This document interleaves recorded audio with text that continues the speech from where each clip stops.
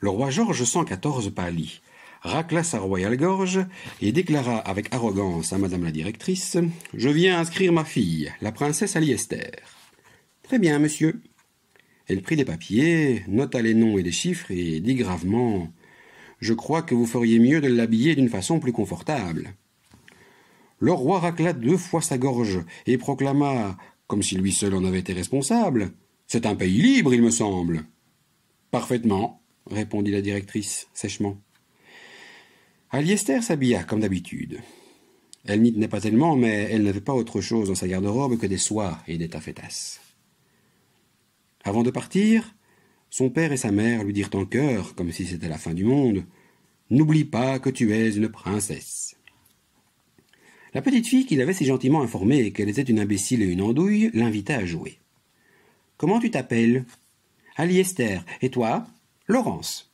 On fait la course ?» Laurence se mit à courir. Aliester essaya de suivre, mais elle trébucha sur sa traîne, qui se déchira un peu. Elle fut surprise par un garçon qui souleva sa jupe et se cacha sous sa royale crinoline. Elle ne voulait pas être malpolie, mais elle n'était pas ravie d'avoir un garçon sous sa jupe. Ce fut Laurence qui le chassa. Tant qu'elle était assise à sa table, s'appliquant à chaque tâche que la maîtresse distribuait, tout se passait bien. Après tout, elle connaissait déjà 6 langues, et le reste n'était pas si difficile.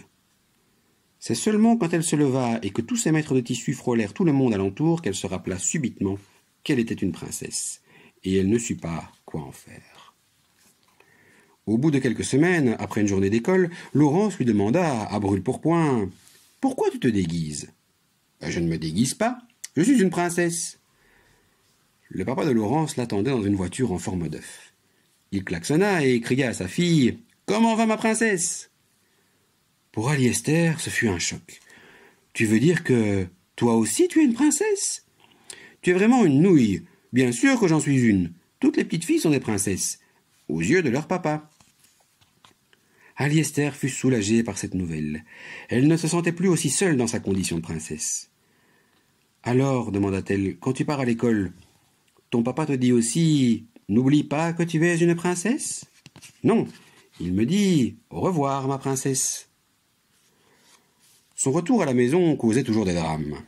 Ses broderies majestueuses étaient déchirées, ses escarpins en soie étaient pleins de boue, sa houppelande était éclaboussée. Sa mère disait chaque jour « Tu ne retournes plus à cet endroit. Ce n'est pas pour une princesse. » « Mais si, justement, insista Aliester, il y a plein de princesses dans ma classe. »« Ils ne respectent rien, » poursuivit sa mère sans l'écouter. « Au contraire, maman, levez-vous, s'il vous plaît. Il faut que vous veniez m'acheter des baskets. » Je ne peux pas courir avec ces maudits escarpins. Devant l'impatience de sa fille, la reine Fortuna quitta son royal lit et fit le voyage jusqu'au centre commercial le plus proche pour se procurer une paire de baskets.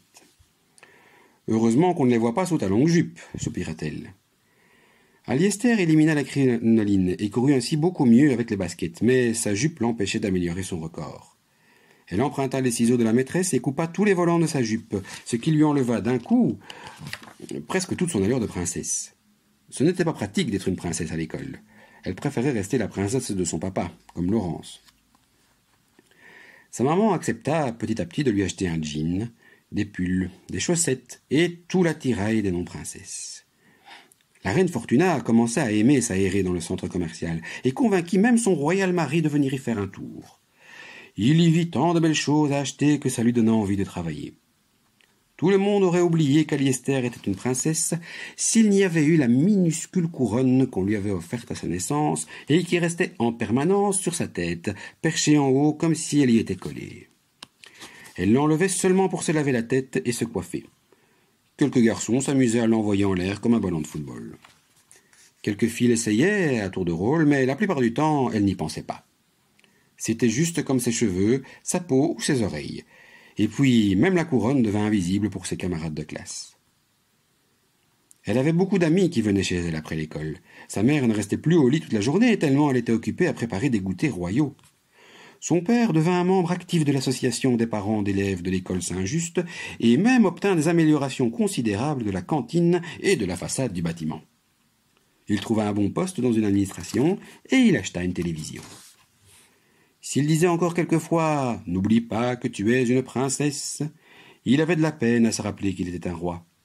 Il s'étendait sur les canapés du salon salle à manger et s'endormait devant le journal télévisé. Et il ronflait royalement.